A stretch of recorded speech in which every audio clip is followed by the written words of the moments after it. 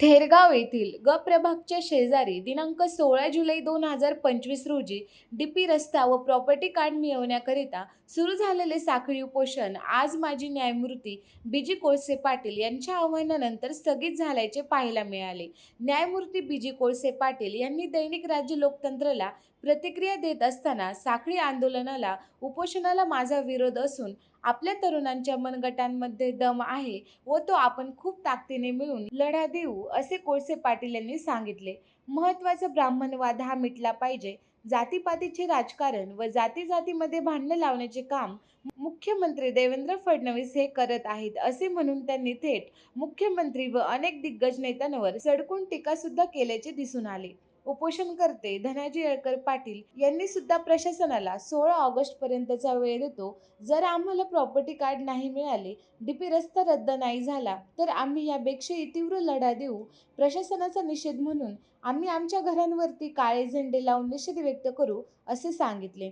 आणि माजी न्यायमूर्ती बी.जी. कोळसे पाटील हे आमचे आदरणीय असून त्यांच्या आव्हानातून मी आमचे आंदोलन उपोषण आज मागे घेत असल्याचे सांगितले.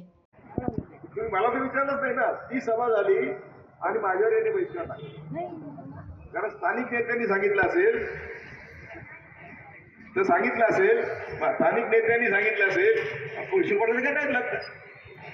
ते न्यायमूर्ती पद सोडून तिकडे तिकडे भटकतायत. मी अव्यवहारी माणूस आहे. मी कसं आहे, मला व्यवहार कळत नाही, मला तुमचं हित कळत. मी जर माझा व्यवहार बघितला असता तर मी गुड्डी चीफ मिनिस्टर पण झालं असतो, काही पण झालं असतो. पण मला ते पद घेऊन तुमचं शोषण करून मला जगायचं. तिथं जगणारा माणूस नाही. माझ्या म्हणजे अगदी हातून काय असेल तुम्हाला कळत असेल तर ते अंतःकरणापासून सांगतो मी तुम्हाला की मला माझ्या ह्या गोरगरिबांचं, पण त्याला जात धर्म पंथ काय नाही माझ्याकडे. गोरगरिबां म्हणूनच आम्हाला मराठ्यांनी पण जवळ नाही केलं, आम्हाला आंबेडकरवाद्यांनी पण जवळ नाही केलं. पण तरी आम्ही 50 वर्ष हे काम करतो. 1976 पासून 1976 साली मी असं म्हटलं होतो की आमच्या सगळ्या दुःखाचं मूळ ब्राह्मणवाद आहे, विषारी संघी विचार आहे. 1976 साली मला जेव्हा काही कळत नव्हतं, जेव्हा मला न्यायमूर्ती व्हायचं होतं, मला काय काय व्हायचं होतं, तरी मी त्याच्या सगळ्यावर पाणी फिरलं, सोडलं आणि मी म्हटलं की मला खरं बोलायचं, समाजाशी खरं बोलायचं. मी तुमच्याशी आज खरं बोलायला लागलोय. तुम्ही सगळे एकीने राहिला तर काय फार मोठी संख्या नाही. एवढा मोठा रिंग रोड, एवढे लाखो लोक घरं उद्ध्वस्त होणार आहेत. तर तुम्ही महिलांच्या घरी जायचे. आत्तापासून सकाळी पहिली फेरी, संध्याकाळी दुसरी फेरी, दुपारी मग नवऱ्याला स्वयंपाक काय असेल ते, आणि दारुडे असला तर त्याच्या तोंडात वाघ घालायचे, त्याला जेवायला नाही द्यायचं. हे जर तुम्ही केलं, गाडगेबाबा सांगत होते की नवरा घरी येतो, ते पोरगं रडत असतं आणि तो काय म्हणतो, गाडगेबाबा म्हणतात, तो काय म्हणतो नवरा पोरीला, बायकोला, त्याला पाच. ती म्हणते का बसा, तुम्हाला खाऊ घालायचंय, मला वेळ नाही त्याला पाजायला, आणि तू पीत नाही. तो काय पीत नाही, त्याचा बाप पिईल म्हणून. गाडगेबाबांचं कीर्तन आहे. तेव्हा तुम्ही लक्षात ठेवा, हे असंच चालायचं. आणि ते म्हणतात पुढे की दारू पिऊन आला बाबा म्हणतात, चुलीतली गरम राग घ्यायची, दोन्ही मैत्रिणीला बोलवायचं बाजूला आणि त्याच्या तोंडात घालायचं. कारण आम्हाला दारू पाजण्याची व्यवस्था आहे, दारूचे लायसन्सेस आम्हीच घेतो, तेच पुढारी दारू तुम्हाला पाजतात. तुम्हाला उद्ध्वस्त करायची व्यवस्था आपलेच लोक करतात. आता काल छावाच्या पोराला मारलं ते कोण होतं? आपले. प्रवीणला मारलं ते कोण होते? आपले. मला ते सांगतात 76 पासून की तुम्हाला आम्ही तुमच्याच माणसांच्या हातून मारू. मी म्हटलं कोणाच्या हाताने मारा मला, मी माझं काम करत राहतो. तेव्हा मी 1976 पासून जेव्हा काम करतोय आणि मला अजून मारलं नाही, तुम्ही घाबरण्याचं कारण आहे. आणि मी ते एकटाच आहे. मला पोलीस संरक्षण दिले तरी मी घेत नाही, कारण पोलीसच मारतो, पोलिसांच्या मदतीनेच त्यांचे लोक मारतो. संरक्षण कशाला पाहिजे. आता मी बंद करतो भाषण. मी तुमच्याबरोबर आहे. या पोरांचंच ऐका, त्यांना नेतृत्व करू द्या. लगेच त्यांच्या विरुद्ध शत्रू उभे राहतील. कोण चांगला कोण वाईट ठरवण्याचा अधिकार आता आपल्याकडे राहिलेला नाही. जो म्हणून आपल्याला मदत करील, जो धर्म पंथ सोडून आपल्याला मदत करील, त्याला आपण मदत करायची, त्याच्या पाठीमागे उभं राहायचं. मी तुमच्या बरोबर कधी पण यायला तयार आहे. मला 3:30 वाजता विमान आहे. मला अजून घरी जाऊन जेवायचंय, विमानतळाला जायचंय, मला दिल्लीला जायचंय. म्हणून त्यांना म्हटलं की मी येतो. हे जाधव सर असेच मागे लागतात माझ्या. आमच्यासाठी करत तर काही नाही, पण माझ्या मागे लागतात की नाही नाही साहेब. त्यांना सगळ्यांना सांगतो मी की आता हे तुमच्या अखत्यारीतलं काम आहे, आवाक्यातलं काम आहे. प्रत्येकाची गरज होतच का नाही आवाक्यात. आता तो जनसुरक्षा कायदा आलाय, तो आम्हाला अशी भाषणं करायला परवानगी देत नाही. आम्ही गांधी घेतो की आम्ही भाषणं करणार, तुझा सुरक्षा कायदा तुझ्याकडं. तुला वाटलं तर आम्हाला अटक कर, आम्ही जातो जेलमध्ये. तुम्ही जर म्हणला, आता तुम्ही जर असे लाखो किती लोकांचा प्रश्न आहे हा, 3 लाख लोक जर उभे राहिले तर भारत चालेल. भारत नाही उभे राहिले तुम्हाला कुठे विचारणार नाही. जय भारत, जय संविधान, जय बाबासाहेब आंबेडकर, बाय छत्रपती शिवाजी महाराज. धन्यवाद. उपोषण सोडून टाका. उपोषण खोटं असतं. उपोषणासाठी कोणीही उपोषणाला लढता येत नाही. लढायला मनगट पाहिजे सध्या. आणि जेलला आणि तुरुंगाला मरणाला आणि पोलीसला द्यायचं नाही. प्रतिज्ञा करा की मी पोलीस, बोला मी पोलीस मरण तुरुंग त्याला देणार नाही. स्वाभिमानी कर्मचारी संघर्ष चळवळीचा ज्या पद्धतीनं सरांनी आता भरले त्याच पद्धतीनं हे साखळी उपोषण आज इथं आपण स्थगित करून पुढचा जो लढा आहे सरांच्या म्हणण्यानुसार आपण हा मोठा लढा तीव्र करू. याच्यासाठी पुढची सुद्धा आपण रणनीती आखू. सर्वांनी थोडं थांबायचं, या ठिकाणी थोडं बसायचं आहे. माजी न्यायमूर्ती सन्माननीय जोशी पाटील या ठिकाणी आले होते आणि त्यांनी सांगितलं की आंदोलनाच्या दिशा आणि दशा कशा पद्धतीची होते, दिशा कशी पाहिजे, त्यांचं मार्गदर्शन इथल्या थेरगावच्या स्थानिक नागरिकांना, पिंपरी चिंचवड शहराच्या स्थानिक नागरिकांना लाभलेलं आहे. तुम्हालाही त्यांनी आवाहन केलेलं आहे, याबद्दल आपण काय म्हणाल? सरांनी अत्यंत छान पद्धतीने आम्हाला आता मार्गदर्शन केलं. सरांचं म्हणणं अगदी योग्य आहे की उपोषण करून न्याय मिळत नाही, त्याच्यासाठी लढावं लागतं. त्याच्यासाठी उपोषण हा आपला मार्ग नाही. त्याच्यासाठी सर्वांनी मोठी ताकद उभी केली पाहिजे, असं सरांचं म्हणणं आहे. आणि खरं आहे, आम्ही हे साखळी उपोषण केलं होतं. त्याचा उद्देश हाच आहे की सर्वसामान्य लोकांना, प्रत्येकाला त्याचा अधिकार कळायला पाहिजे. लोक आली पाहिजेत, बसली पाहिजेत, आपलं काय सत्य आहे ही भूमिका कळाली पाहिजे. हा मुख्य हेतूच या साखळी उपोषणाचा होता. त्याच्यामुळं खरी भूमिका काय, या रिंग रोडच्या पाठीमागं किंवा या डीपीच्या पाठीमागं कोण आहे, नेमकं कुणाला हा रिंग रोड हवाय किंवा हा कुणाला डीपी हवाय, हे सांगण्यासाठी, स्पष्ट भूमिका मांडण्यासाठी हे आमचं उपोषण चालू होतं. सरांनी नक्कीच जो आम्हाला आदेश दिलेला आहे किंवा जो सल्ला दिलेला आहे की उपोषण न करता तुम्ही लढा, हे उपोषण हे प्रामाणिक कार्यकर्त्याचं काम नाही, तर हे प्रामाणिक कार्यकर्त्यांना लढलं पाहिजे. म्हणून आम्ही तो आदर्श घेऊन आता यापुढे आम्ही हे उपोषण इथं स्थगित करून आम्ही लढण्यासाठी सज्ज झालोय. पुढची लढाई, पुढची दिशा आम्ही लवकरच ठरवू. या कार्यक्रमातून आम्ही आता ठरवलेली आहे. 15 ऑगस्ट पर्यंत आमच्या घरांचे प्रॉपर्टी कार्डचा जो विषय आहे तो निकाली लागला पाहिजे, याचा शासन निर्णय आम्हाला मिळाला पाहिजे.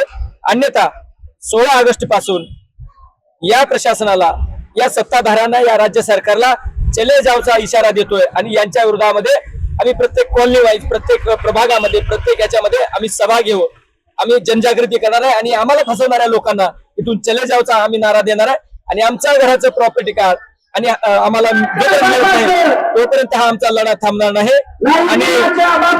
आणि हा जो डीपी आहे तो त्वरित रद्द केला पाहिजे, ज्या पद्धतीने आता सरांनी सांगितलं.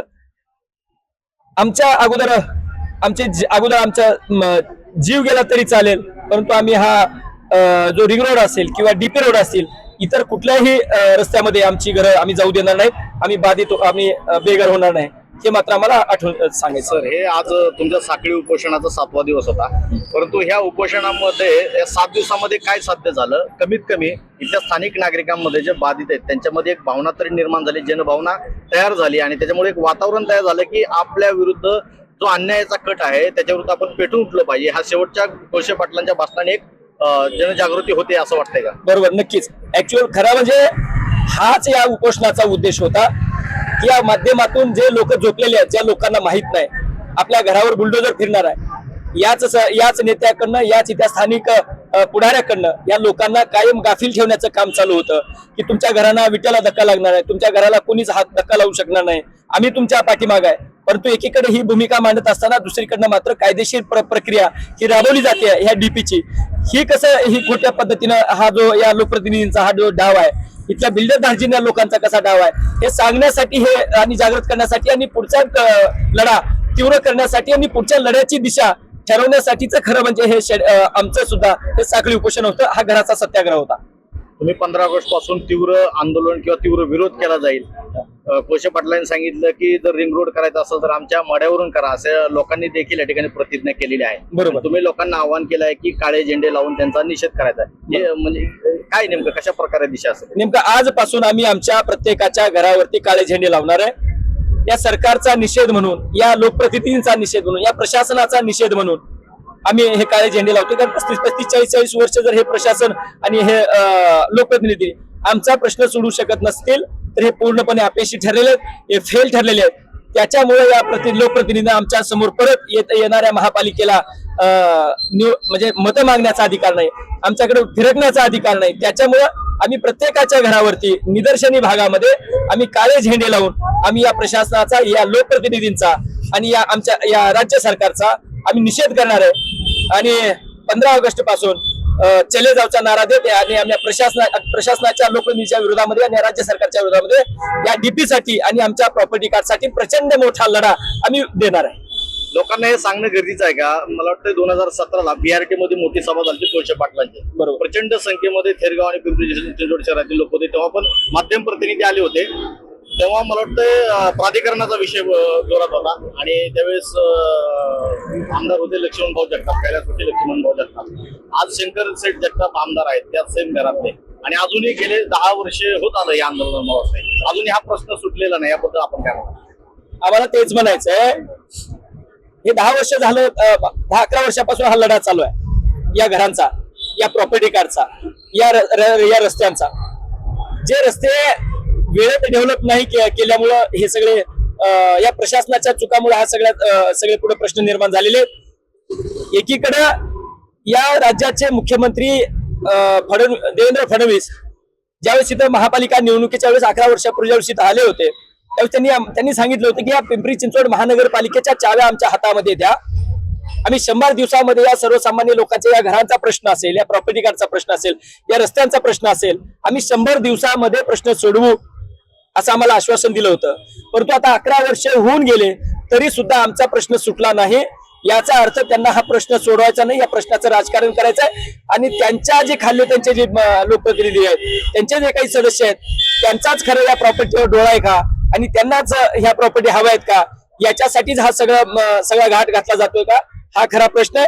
आणि याच्या विरोधामध्येच आम्ही हा लढा उभारलाय. तो आम्ही जिंकू, लढू आणि जिंकू सुद्धा, हा आमच्यावर ठाम विश्वास आहे. आणि हा लढा आणखी प्रचंड मोठ्या पद्धतीने आम्ही तीव्र करू.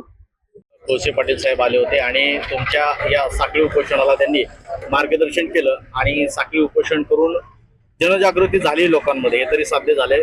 त्याचमुळं 7 दिवसाची दखल घेऊन शासन प्रशासन कोण कोण आलं याबद्दल तर सविस्तर सरांनी काल बोललेलेच आहेत.